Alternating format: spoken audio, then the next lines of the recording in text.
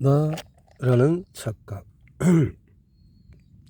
너는 어떻게 인간의 정체성을 발명하는가? 그리고리 번스 지음, 홍우진 옮김.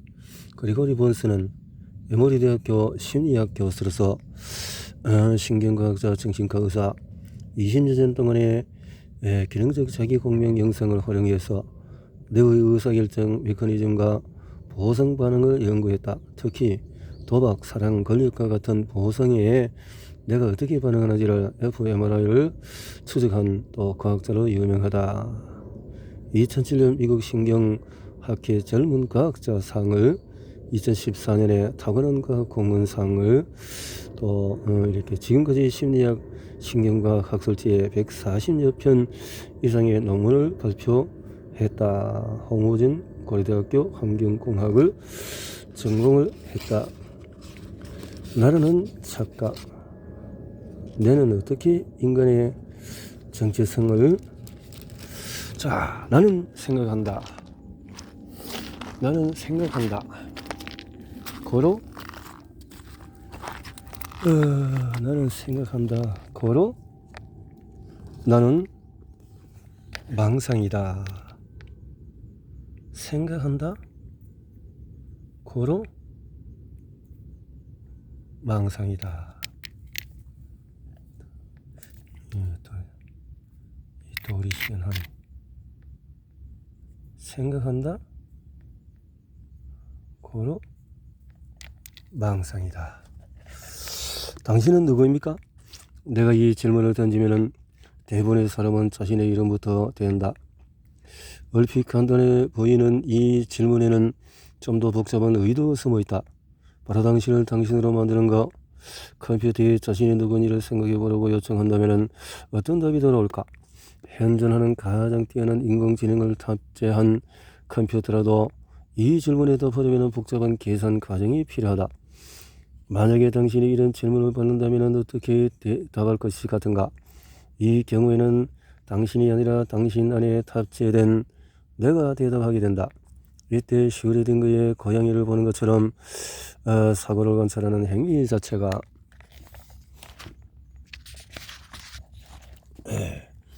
그래서 대부분의 사람은 당신은 누구인가라는 질문에서 누구를 단서로 이해하겠지만 신경과학적인 내 관점에서 보자면은 인간은 세 가지 다른 버전의 자신을 갖고 있다. 첫 번째 버전은 현재의 당신으로 가장 익숙하게 나라고 받아들이는 존재다. 현재의 당신이 지금 이 문장을 읽고 있다. 현재의 당신은 감각에 예민하게 반응한다. 자아라는 망상. 그러나 앞에서 살펴보겠지만 현재의 당신은 그저 망상 딜루전일 뿐이다. 현재의 당신은 찰나의 순간에만 존재한다. 왜 그럴까? 시간은 앞으로 나아가므로 의자에 앉아있는 것과 같은 감각을 처리하는 데 걸리는 밀리세컨드 동안에도 현재의 당신은 이미 과거로 미끄러져 가고 있다. 지금 이 순간에도 현재의 당신은 이미 과거의 당신이 되었다. 우리는 현재를 산다고 생각하지만 많은 자기 개발 전문가가 지적하는 것처럼 우리는 과거에 갇혀 산다.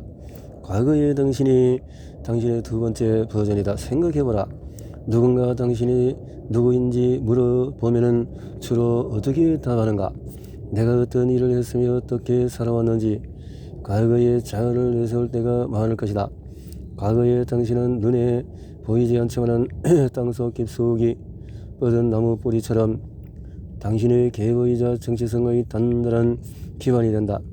따라서 당신은 직업이나 가족에서 맡는 역할과 같은 전통적인 이름표로 당신을 정의할 수 있다. 그러나 그 기억들은 다큐멘터리의 기록과는 사뭇 다르다. 그 누구도 기억을 있었던 그대로 재생할 수는 없다. 기억의 작은 조각들을 재생할 수 있지만은 그 기억들은 단지 수많은 순간들의 파편일 뿐이다. 우리의 엉망이고 복잡하고 모순된 과거 자아들은 하이라이트 릴로 선별되어서 뇌에 저장된다. 그리고 우리 인간은 이 조각들의 의미를 부여해서 현재의 자아로 끊임없이 이어지는 듯한 서사 구조를 만든다. 이 서사 구조가 우리를 세 번째 자아로 이끈다. 바로 미래의 당신이다. 미래의 당신은 희미한 존재이지만 그 기능은 무척이나 실용적이며 열망을 대변한다. 우리는 우리의 몸이 현재에 머물러 있을 때도 우리의 뇌는 지난 일을 평가해서 미래를 예측한다. 냉장고에서 뭔가를 꺼내려고 소파에서 일어나든 붐비는 거리를 건네든 우리는 의식적이든 무의식적이든 상당한 계획을 세우고 그에 따라서 행동한다. 뇌는 예측을 통해서 우리가 끊임없이 변화하는 세계에 적응하고 남보다 한 발 앞서도록 돕는다. 뇌는 생존을 위해서 미래를 예측하도록 진화해 왔다. 정리하자면 자아는 수많은 사건 중에서 특정한 부분을 편집하고 맥락을 이어붙인 기억의 집합이다. 우리 안에는 세 명의 내가 산다. 일반적으로 과거, 현재, 미래의 자아는 하나의 존재로 미끄럽게 결합한다. 그래서 인간은 자신을 단일한 존재로 인식한다. 앞으로 알아보겠지만 이것 또한 망상이다. 오래된 앨범이나 컴퓨터에 저장된 10년 전 사진을 찾아서 보라. 10년 전에 나는 완전히 다른 사람처럼 보이기도 한다. 사실 10년 전과 비교해서 우리는 이미 다른 사람이 되었다. 어릴 때부터 성인이 될 때까지 일어나는 변화들은 매우 심오해서 정신적으로, 신체적으로, 심지어 세포 수준에서도 과거의 당신과 현재의 당신은 꽤 다른 존재다.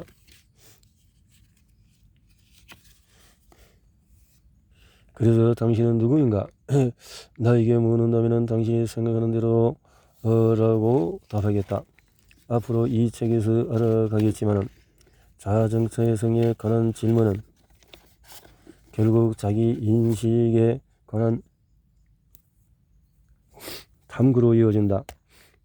자신을 어떻게 생각하는가에 관한 여정으로 이어진다. 자기 인식에는 어떤 것들이 있을까? 우선 성별이 떠오른다. 성별은 얼마 전까지만 해도 정체성의 고정된 객관적인 특징이라고 여겨졌다. 그 주장은 이렇다. 당신은 거울을 보고 자신 몸의 형태와 태어날 때부터 가지고 있는 생식기를 직접 확인할 수 있다. 그에 따라서 당신의 성적인 정체성은 타고난 것이라고 볼 수 있다.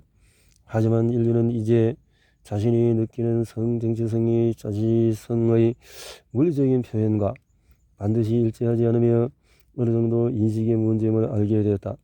그리고 그 인식의 과정은 뇌에서 일어난다. 인지신경과학은 최근에 몇 년 동안에 급격히 발전했다. 뇌 영상 기술의 발전은 인지가 과거의 경험이라는 렌즈를 통해서 걸러진 물리적인 현실의 혼합물임을 밝혀냈다. 그러나 인지는 완벽하지 않다. 우리의 감각은 세계를 제한된 범위에서 느낀다. 그래서 매 순간 뇌는 감각 입력의 근원에 대해서 최선의 추측을 한다. 어떤 물체가 당신의 망막에 닿는 광자를 방출하고 있는가?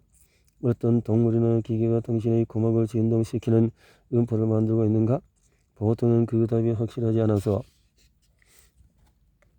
우리 은혜는 보거나 듣는 것을 해석하기 위해 과거의 경험을 참고한다. 여기서 더해서 뇌는 저장 용량이 제한된 컴퓨터와 같아서 우리는 기억을 저장해도 계산 신경과학이 이끄는 뇌과학의 새로운 물결, 이 시점에서 자신의 모든 것을 의심해야 한다고 주장하는 이 책의 저자인 내가 누구인지 그리고 나는 나를 누구라고 생각하는지 궁금할 수 있다. 인간의 자아가 필연적으로 오류의 가능성을 가진 기억의 혼합물이라고 주장하는 글을 쓰고 있는 나는 누구인가? 나는 뇌과와 정신과 의사로 교육을 받았지만 지금은 계산신경과학이라는 분야를 연구하는 과학자다. 계산신경과학이란 내가 어떻게 정보를 처리하는지 알아보는 것을 고상하게 표현한 단어다. 뇌는 인공적으로 만들어진 컴퓨터와 똑같은 방식으로 작동하지는 않지만 그래도 일종의 컴퓨터다. 인간의 뇌에는 약 8억 개의 신경세포가 있으며 이들 각각의 세포는 수천 개의 다른 신경세포로부터 입력값을 받아 그 정보에 따라서 다양한 기능을 수행하고 결과를 수천 개의 다른 신경세포에 보내는 일을 한다. 우리가 느끼고 경험하는 모든 것은 내가 계산을 통해서 산출된 값이라고 할 수 있다. 프로골퍼가 골프공을 300야드 정도 중앙 페어웨이로 치기 위한 운동신경과 근육 사이의 조로운 현적은 뇌의 계산이며 그 결과 에너지가 몸에서 클럽으로 클럽에서 공으로 전달된다. 우리가 사랑, 증오, 부끄러움, 기쁨 같은 감정이라고 부르는 느낌도 뇌에서 일어나는 계산의 결과물이다. 물론 일부 과학자들은 내의 계산만으로는 주관적인 경험을 모두 설명할 수 없다고 지적하며 뇌의 활동을 추적하는 것만으로는 정체성이 만들어지는 과정을 이해할 수 없다고 말한다. 나는 좀 더 낙관적인 견해를 가지고 있다. 내가 어떻게 작동하는지에 대한 인류의 능력은 놀랍도록 빠르게 발전하고 있다. 나는 계산 신경과학의 도움으로 머지않아 신경활동의 조화가 어떻게 우리가 느끼는 감정뿐만 아니라 정체성까지도 만들어내는지 알게 될 것이라고 확신한다. 이런 혁명적인 변화가 가능한 이유로는 두 가지 요인을 들 수 있다. 첫째로 내 영상과 같은 새로운 기술들이 인류에게 내가 수행하는 계산을 관찰할 수 있는 전리 없는 능력을 부여했다.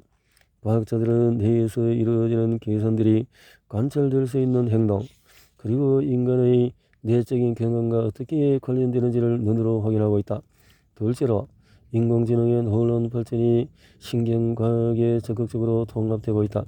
신경과학은 뇌의 특정 기능을 찾는 것에서 기계학습이 결합한 데이터 과학으로 변모하고 있다. 자아정체성은 우리의 뇌가 수행하는 계산의 결과물이다. 자아정체성의 의식의 결과라는 점은 분명히 보인다. 당신이 의식을 잃으면 당신은 자기 자신에 대해서는 물론이고 그 어떤 것도 사고할 수가 없다. 이야기하는 인간. 인간은 과거, 현재, 미래의 자아를 연결하기 위한 독특한 인지 기술을 발전시켜왔다. 이야기가 바로 그것이다. 이야기하기는 인간의 본능이며 우리는 이를 지난 수백만 년 동안에 발전시켜왔다. 다른 동물들은 결코 할 수 없는 일들을 우리는 이야기를 통해서 이루어내었다. 이야기는 일련의 사건을 표현하는 매우 효율적인 방법이다. 이야기는 실제로 일어난 사건을 압축된 형태로 간추린 현실의 엄선된 버전이라고 할 수 있다. 최고의 이야기는 관련 없는 정보는 버려지고 중요한 부분만 남는다. 좋은 이야기는 매우 적은 단어로 만들 수 있다. 어니스트 해밍웨이가 썼다고 잘못 알려진 다음의 문장은 그런 점에서 훌륭한 예시이다. 팝니다. 아기 신발 한 번도 안 신음. 이 문장은 작가이자 언론이었던 그래서 좋은 이야기는 연속된 사건을 단순히 열거하는 것 이상의 일을 한다. 이야기는 하나의 선택지만 있는 것은 아니다. 때로는 이야기는 삶이 무작위적이고 통제할 수 없는 사건들의 연속이라고 말한다. 이런 관점에서 본다면 우리의 자아 정체성은 과거, 현재, 미래 자아가 한데 엮인 한편의 서사라고 할 수 있다. 돌이켜보면 내가 정신과에 있을 때 만난 환자들은 자신의 개인적인 서사의 특정 측면이 매우 괴로워서 도움을 청해온 이들이었다. 인간의 서사는 거대해서 높은 운동량을 가진 초대형 유조선과 같다. 서사의 방향을 바꾸려면 사전 계획과 상당한 에너지가 필요하다. 우리의 서사도 마찬가지다. 충분한 시간과 에너지가 있다면 서사가 미리 정해진 길로 흘러가야 할 필요는 없다. 하지만 인간이 서사를 바꿀 수 있는 능력에는 한계가 있다. 특히 오래된 서사는 최근에 만들어진 것보다 바꾸기가 더 어렵다. 한편 나이가 들수록 뇌의 유연성이 떨어져서 개인적인 서사를 바꾸기 어렵다는 연구 결과가 보고되고 있다. 이처럼 자신의 정체성에 관한 이야기를 다시 쓰기 어려운 여러 가지 이유가 있지만 자신의 정체성을 변화시켜서 삶의 혁명을 바꾸고 싶다면 바로 그 첫걸음이 이런 서사가 어떻게 만들어지고 우리 삶에 영향을 주는지 배우는 것이다. 뇌를 알면 미래를 바꿀 수가 있다. 이 책은 뇌가 우리의 삶에 대한 서사를 어떻게 구성하며 그 서사가 어떻게 우리의 자아 정체성을 발명하는지 밝힌다. 이 과정은 꽤 복잡하게 얽혀있다. 왜냐하면 우리의 서사는 자신에게 일어난 일뿐만 아니라 다른 사람에게서 듣거나 배운 모든 내용을 포함하기 때문이다. 경험하고 듣고 배운 것들이 당신의 뇌 속에 있다면 그것들이 어떻게 들어왔든 간에 이미 당신의 일부분이다. 여기에 우리가 몸이라고 부르는 끊임없이 변하는 물리적인 기반이 전달하는 감각까지 더해지면 그야말로 복잡한 과정이 된다. 인식하는 내 인식론.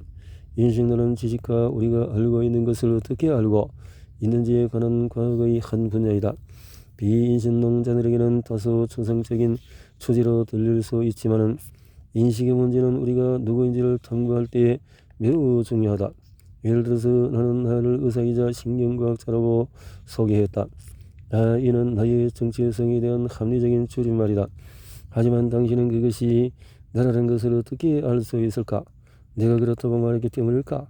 이것이 책에서 계속 다룰 질문이다. 축약하는 내 압축. 앞서 언급했듯이 내는 완벽한 기록 장치가 아니다. 내는 스트리밍 등등 예측하는 내 예측. 압축이 과거의 당신을 표현하는 것이라면 예측은 내가 미래의 당신에 대해서 어떻게 생각하는지에 관한 것이다. 분열하는 내 해리. 자아 분열을 뜻하는 해리는 정신과적인 문제의 부정적인 함의를 내포하는 표현 같지만은 사람이라면 누구나 때때로 해리한다. 이야기하는 내 서사. 인식, 축약, 예측, 해리하는 모든 것을 하는데 묶어주는 접합체가 바로 서사이다. 서사. 자아를 발명하는 내 특성을 알게 되면 도덕적인 난침판을 유지하고 후회 없는 삶을 살고 우리로 둘러싼 거짓 서사들을 피할 수가 있다. 당신의 삶의 이야기를 듣고 싶습니다. 그게 내게 이상하게 들려야만 해요. 세익스피어 연구 중에서 편집된 자, 꿈꾸는 자, 만들어진 자 일부에서 편집된 자 1장에서 우리는 시뮬레이션이다. 해마다 나는 학생들에게 기능적인 자기혁명 영상법 실험을 고안하고 수행하는 방법을 가르치는 뇌신경 영상기술 고급화 수업을 진행하고 있다. 이 수업은 실습 위주여서 학생들은 저를 이뤄서 그대로 뇌를 스캔하는 장치 안에 들어가서 뇌를 관찰한다. 저게 뭐야? 자아는 뇌의 발명품이다. 인간은 자신의 뇌에 대해서 그 어떤 것도 자각할 수가 없다. 잠깐 뇌를 느낄 수 없지만은 뇌는 지금도 내 신체에 연결되어 있다. 자, 이렇게 나는 당신은 아마도 자신에 관한 지각을 당연한 것으로 여길 것이다. 지각. 자아에 대한 오해는 목소리를 녹음해서 들어보면 확실히 더 두드러진다. 자아의 오해는 목소리를 녹음해 듣는 것 같은 간단한 실험을 통해서 어렵지 않게 깨달을 수가 있다. 그러나 우리 대부분은 머릿속에 들리는 목소리를 실제 목소리로 생각하고 거울 속의 얼굴이 사실 그대로의 내 모습인 줄로 알고 살아간다. 이처럼 우리 각자는 우리 머릿속에서만 살고 있는 자신의 모습을 그리고 있다. 내가 선한 방식으로 표현하자면 이 모습은 내가 당신의 모습과 목소리에 대해서 시뮬레이션을 실행한 결과이다. 현재는 2초다. 우리 몸 각 부분에서 나오는 신경활동 전이가 뇌에 돋는 기간마다 시간차가 존재한다. 반면에 물이 발가락에 부딪히는 것을 우리는 즉시 볼 수가 있다. 발가락에 뜨거운 물이 닿는 것을 직접 눈으로 봤다면 통증이 뇌에 전달되기도 전에 잠시 후에 얼마나 많이 아플지를 미리 판단하여서 발을 움츠릴 만한 충분한 시간이 있다. 사실 살아가는데 현재의 자아는 그리 중요하지가 않다. 현실을 직시해 보면 우리의 마음은 현재에 초점을 맞추기보다는 언제나 과거를 향하고 있다. 우리의 주의력은 과거와 미래 사이를 스쳐 지나간다. 현재의 자아는 그저 과거의 자아와 미래의 자아 사이에 존재하는 2초짜리 출입구일 뿐이다. 과거는 편집된 기억이다. 이제 과거의 자아를 들여다보자. 과거의 자아에는 두 가지 근원이 있다. 바로 내부적인 근원과 외부적인 근원이다. 내부적인 근원은 우리의 기억에서 유래한다. 기억의 특성은 여전히 미스터리지만 과학자들은 기억에 대해서 10년 전보다 오늘날 훨씬 더 많은 것을 알게 되어졌다. 외부적인 근원은 크게 두 가지로 분류할 수 있다. 첫째는 사진, 영화, 오디오 같은가. 인간은 누구나 기억 속에 빈 곳이 있다면 동원할 수 있는 모든 내부적인 외부적인 근원을 사용해서 이를 외우려고 한다. 이제 우리는 문제가 있음이 명확해졌다. 그러나 우리 인간은 일반적으로 출생, 죽음, 중대한 사건과 충격적인 사건처럼 상당히 중요한 기억에 대해서는 그 정확성을 확신하는 경향이 있다. 다시 말해서 시간이 지남에 따라서 기억의 정확도가 떨어짐에도 인간의 자신의 기억을 믿으려는 경향을 보였다. 시뮬레이션. 미래는 과거의 거울 뿐이다. 미래는 우리가 결정할 수가 없다. 지금까지 살펴본 것처럼 당신은 예전의 당신과 똑같은 사람이 아니다. 내 수업이나 강의를 듣는 사람들은 우리가 어떻게 이러한 계란 가득한 시뮬레이션을 가지고 있는지 궁금해한다. 다음 장에서 우리는 어렸을 때 듣는 이야기를 어떻게 기억을 정돈하기 위해서 모형이 되는지 살펴볼 것이다.